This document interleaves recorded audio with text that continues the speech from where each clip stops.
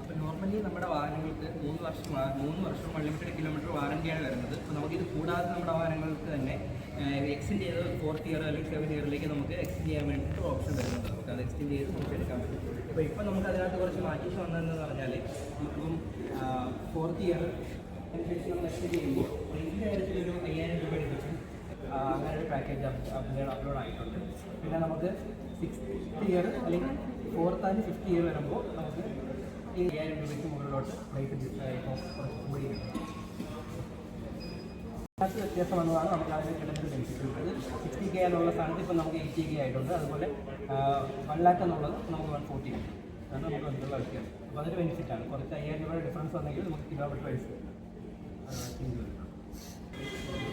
നമ്മുടെ വാറണ്ടി നമുക്ക് 3 വർഷമാണ് നോർമലി വരുന്നത്. നമ്മളിപ്പോൾ എക്സ്റ്റെൻഡ് ചെയ്ത് എടുക്കാനുള്ള ഉപയോഗം എന്ന് പറഞ്ഞാൽ നമുക്ക് ആ മാനുഫാക്ചറിങ് ഒരു പാർട്സിനൊക്കെ ഒരു പ്രൊട്ടക്ഷൻ അതേ വാറണ്ടി അതേ കിലോമീറ്റർ നമുക്ക് കിട്ടും. അപ്പോൾ നമുക്ക് 3 വർഷം കഴിഞ്ഞാണ് നമ്മൾ എക്സ്റ്റെൻഡ് വാറണ്ടി എടുക്കുന്നത് കൊണ്ട് ആ പ്രൈസിൽ നമ്മൾ വണ്ടി എടുക്കുന്ന ടൈമിൽ തന്നെയാണ് അത് എടുക്കുന്നതെന്നുണ്ടെങ്കിൽ നമുക്കത് ബെനിഫിറ്റാണ്.